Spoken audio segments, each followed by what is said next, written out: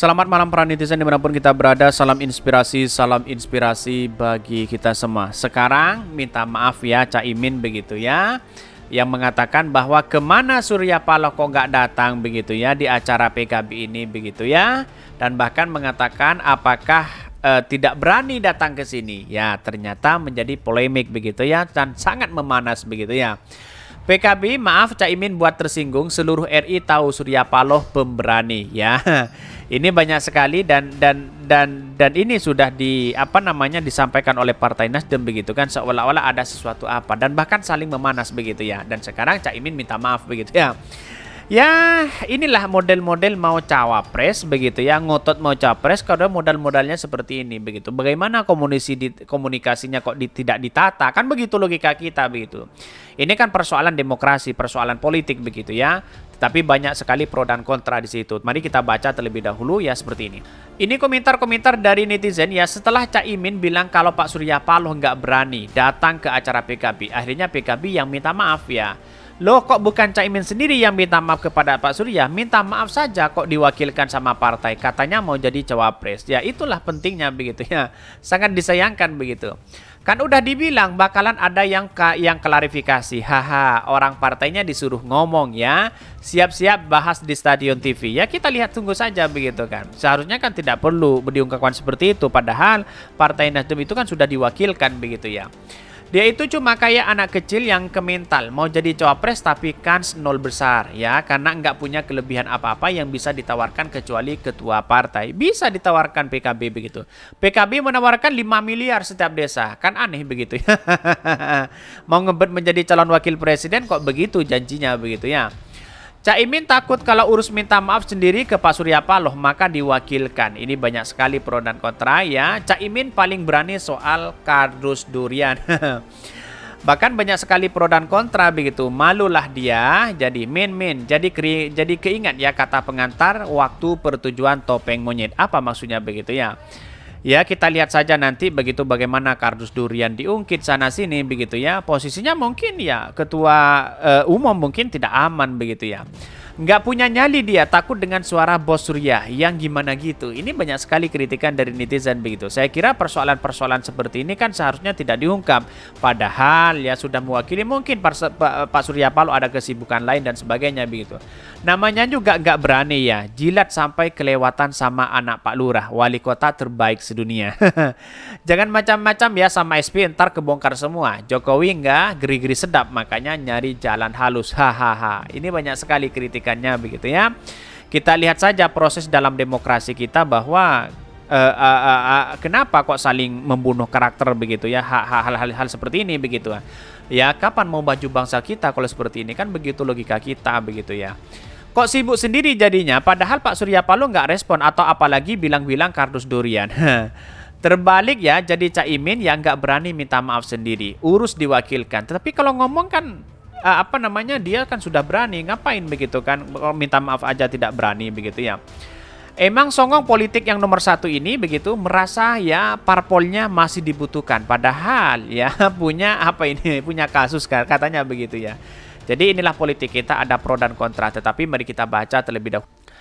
Ini ya PKB ya, maaf Caimin buat tersinggung, seluruh RI tahu Surya Paloh pemberani ya, dikutip dari detiknews.com ya.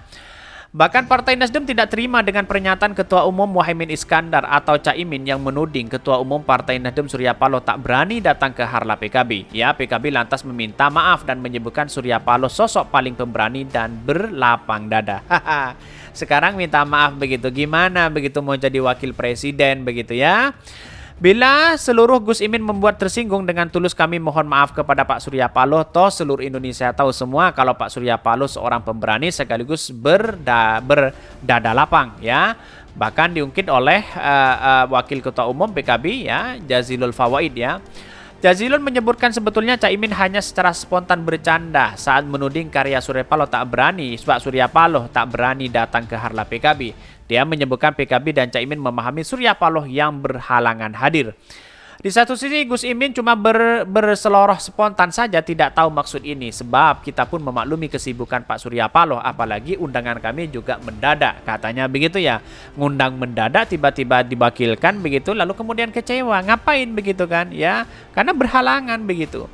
Anggota Komisi 3 DPR RI juga berterima kasih kepada Nasdem sudah mengirimkan perwakilannya. Ya, anggota DPR RI fraksi Nasdem Dapil Solo Eva Yuliana hadir di Harla PKB. PKB juga merasa terhormat. Kami keluarga besar PKB sangat berterima kasih atas berterima kasih dan merasa terhormat atas kehadiran Mbak Eva perwakilan DPP Nasdem. Kan sudah mewakili di situ begitu. Ngapain masih mengungkit-ungkit orang yang tidak hadir di situ begitu ya. Bahkan sebelumnya diberitakan Caimin mencari-cari ya Ketua Umum Partai Nasdem Surya Paloh karena tidak hadir di acara Harla PKB. Caimin menuding Surya Paloh tak berani datang. Partai Nasdem pun menepis Surya Paloh tak berani datang ya. Bahkan Pak Surya Paloh sudah ada kegiatan lain yang memang waktunya bersamaan. Kalau beliau nggak ada kegiatan pastilah datang. Om Imin ya ada-ada aja bilang nggak berani, kata Bandung ya Partai Nasdem Ahmad Ali Sahroni. Senada dengan Sahroni, bahkan yang mengatakan Ketua DPP Partai Nasdem Effendi Hoiri, Gus Coy ya juga menepis Surya Paloh tidak berani datang. Gus Coy menegaskan justru Eva Yuliana lah yang cukup hadir mewakili Nasdem.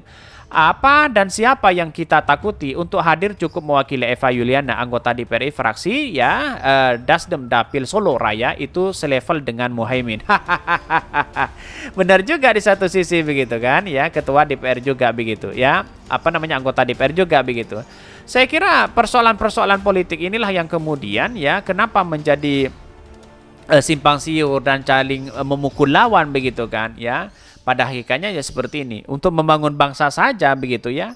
Kalau kalau yang dimainkan seperti ini, narasi-narasi seperti ini kan kacau begitu. Apalagi ya Caimin ya digadang-gadang menjadi salah satu calon wakil dari Pak Prabowo. Bayangkan begitu ya.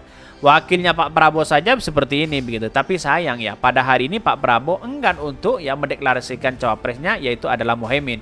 Bisa saja kalau tidak ada lagi misalnya Pak Airlangga dengan Golkar dengan PAN begitu ya, tidak ada lagi ya pasti akan nurut begitu ya, karena Pak Prabowo tersandar presidensial threshold 20% begitu ya. Kalau sendirian dia kan tidak bisa maju sebagai presiden, maka harus menggandeng ya untuk mencapai 20% itu harus menggandeng PKB di situ begitu. Ya mau tidak mau seperti itu begitu. Entah kalah atau apa wallahu alam. Kita tunggu saja kemenangan mereka ya.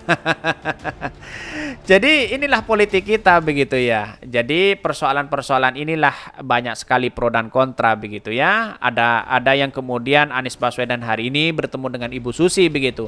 Walaupun sekarang sudah ditolak oleh Bu Hovifah untuk menjadi wakil dari Anies Baswedan, katanya juga agak pusing menjadi wakil ya seorang perempuan. Akhirnya Ibu Susi ya, kedekatan dengan Ibu Susi kan luar biasa. Tapi ada yang kemudian kelemahannya Ibu Susi, tidak punya masa begitu kan.